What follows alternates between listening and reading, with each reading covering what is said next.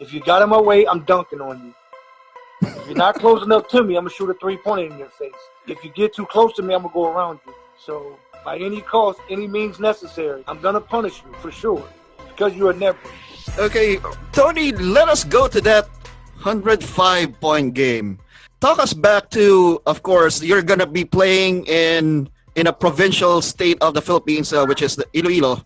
And talk us about the atmosphere, because there's not much footage. I wanted to watch the game, but it was not aired on TV.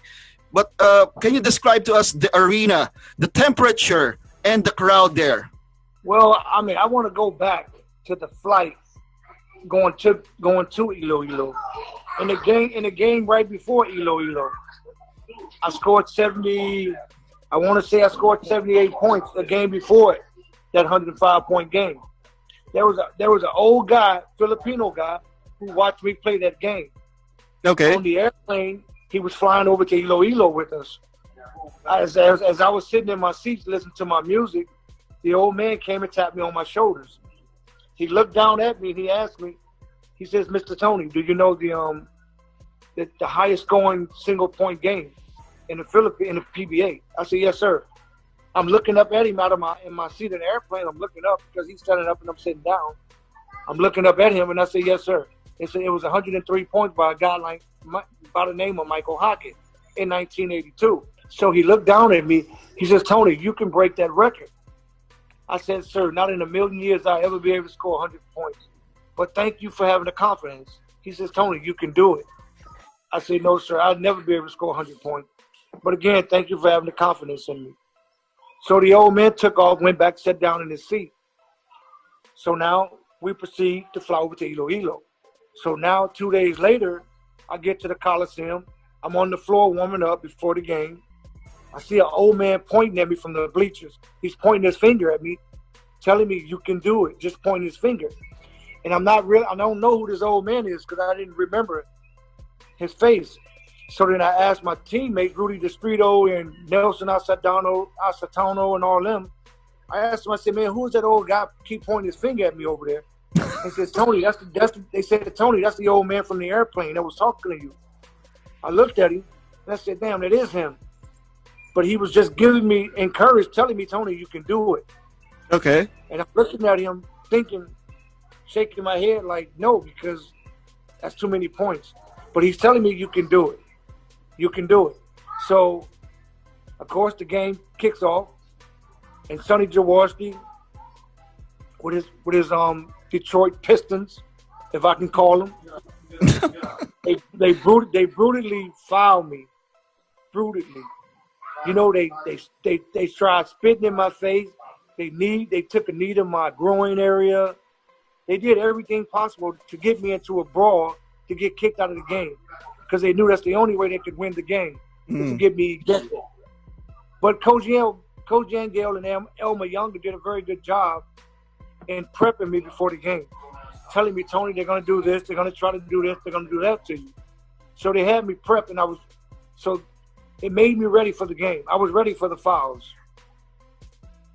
So basically, you went to the line. How many times did he go to the line? I think it's 51, 52 free throws. If you're going to be going to the line for 2 free throws each, it's like how many? 26 fouls that they threw on you. It's like 4.5 players that could have that they threw on you to give them at least 6 fouls. Okay, right.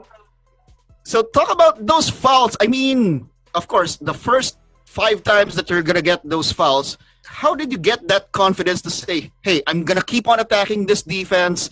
It's the way that we're gonna win this game"?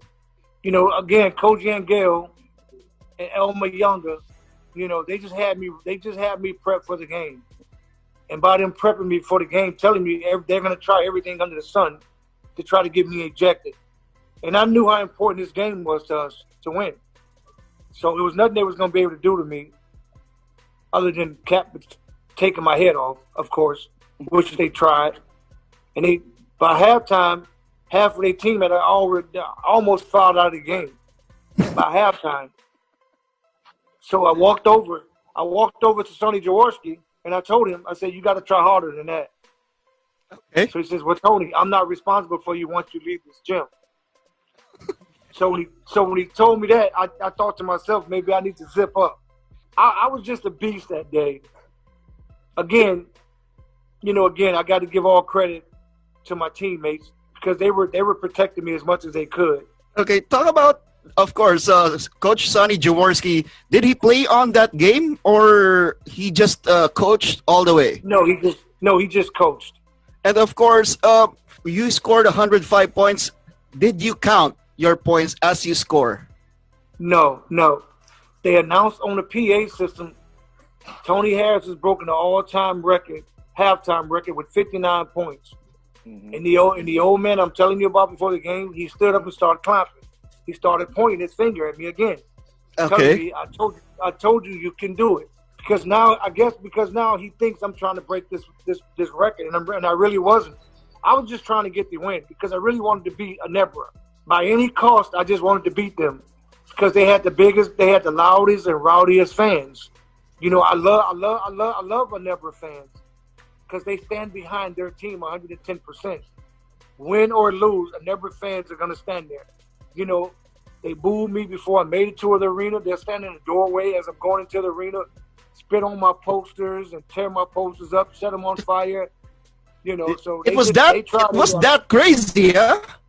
Oh my God, it was ridiculous. Ginebra fans are ridiculous, but they were solid. When I tell you they were fans, they were Ginebra fans, true Ginebra fans. But we had great fans myself for Swift. Mm-hmm. We had great fans. So it was always Swift fans against Ginebra fans. And we always came on top, of course. So when you saw your posters and spitting on your images, did that put more fire to you to performing well against them? Oh my God! Of course, all that did was just add fuel to the fire. That's all it did. So their fans were the reason why their players got me because they added fuel to the fire. So I said, okay, I'll take it out on your team, which is what I did every game. I took it out on the players. If you got in my way, I'm dunking on you. If you're not close enough to me, I'm going to shoot a three-pointer in your face. If you get too close to me, I'm going to go around you. So by any cost, any means necessary, I'm going to punish you for sure because you're a Ginebra. And I respect the Ginebra. Okay, Tony, any Ginebra player that you remember that was guarding you in that game? No. Because it was never just one. Okay. It was never just one player. They were all taking turns on you. Yeah, it was all taking turns. Sometimes there were two players trying to defend me. Okay. They had Jamie. I think they had Jamie Waller, if I'm not mistaken. Mm-hmm. Yeah. They had Jamie Waller. He's from Virginia in the States. They was trying to compare him to me at one point. I said, okay. I'm gonna show you the comparisons. this is gonna show you who's the great. Do you remember how many points Jamie Waller scored on that game? Not many, because I was defending Jamie. I was defending Jamie alone. Oh, you're also defending the opposing import during that 105-point game. Of course, because I want to defend the best player they have. Because my defense is just as good as my offense. Thank you for watching. Click the subscribe button and ring the bell to be notified with our latest videos.